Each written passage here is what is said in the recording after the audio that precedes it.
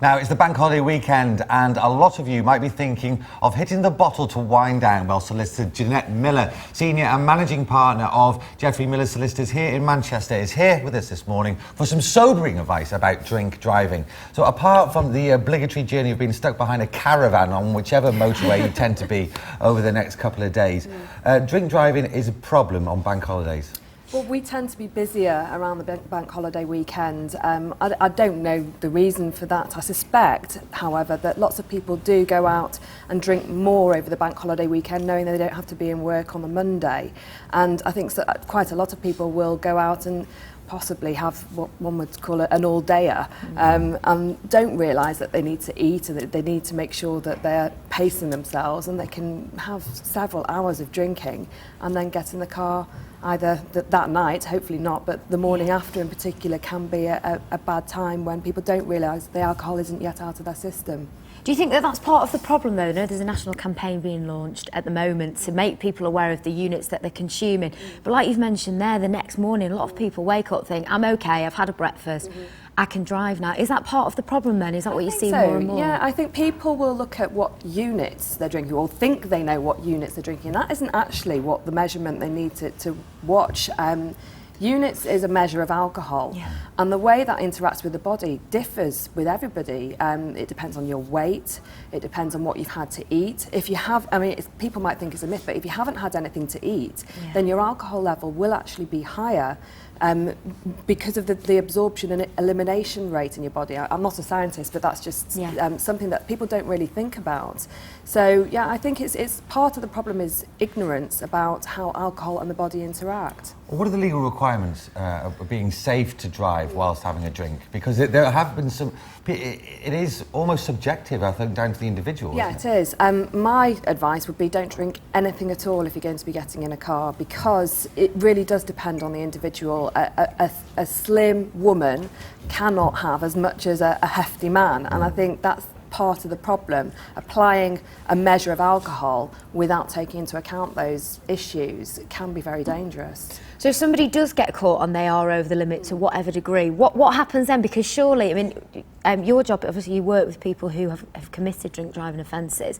Is there any way of, you can't get off that, can you? Well, I would word that differently. I work with people who have been alleged alleged to have committed an offence, and there are lots of things that can be done. If pleading guilty, or if they are convicted, then the minimum penalty for drink driving is actually a 12-month ban from driving. There's absolutely nothing we can do to get them off that if they're going to plead guilty or if they're found guilty. A lot of people who get in touch with us think there's nothing that can be done, but there often is. Machines aren't infallible, so the machines that take the readings can be wrong. There can be all sorts of procedural problems with the way in which somebody's been arrested and processed at the police station. So we're looking at lots of different angles when somebody gets in touch, and we do have quite a high success rate when actually defending people. What are the ramifications of having a drink driving prosecution actually succeed against you? If you're convicted. Yeah, convicted of a drink driving offence, yes. Then, well, I think there's still a massive stigma for anybody who is convicted of that type of offence. So there's, I suppose, the reputation issue. There's the ban. They would be banned for 12 months. There is, as a minimum, that is. If you're convicted twice or more within a 10-year period, then the minimum penalty is a 3-year ban. There's a hefty fine as well. So it's very far-reaching. It can affect somebody's ability to work. Lots of people will lose their jobs if convicted for that type of offence, so the ramifications are quite serious. And they can go on for years and years and years with things like insurance and all sorts of probably different facets that kind of make up your sort of driving life or being able to just travel about, really, I suppose. I was having a read through some of the notes that you sent over as well, and there was an interesting point there, something I've heard before.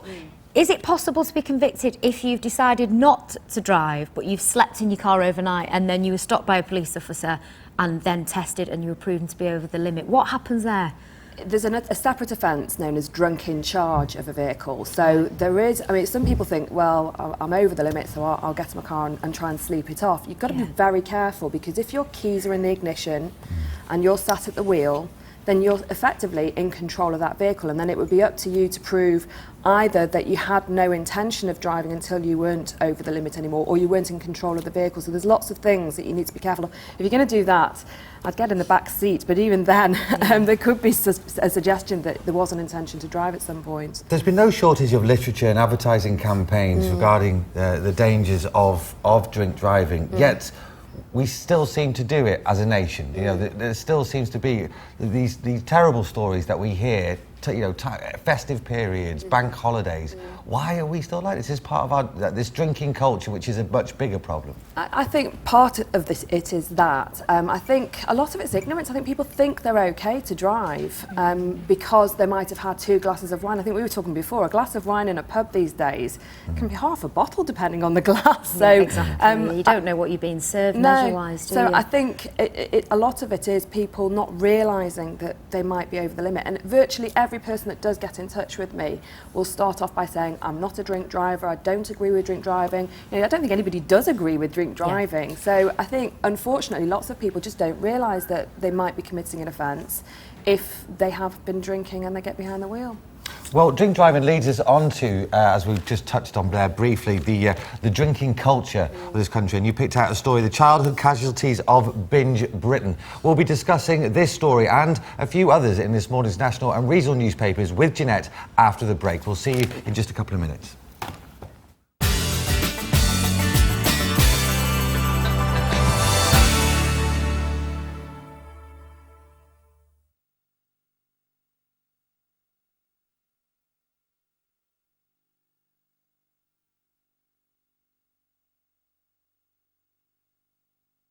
Fantastic quality is more affordable than ever before. And Melbourne is offering up to 35% off their entire range of conservatories. Plus, order now and pay nothing for a whole year.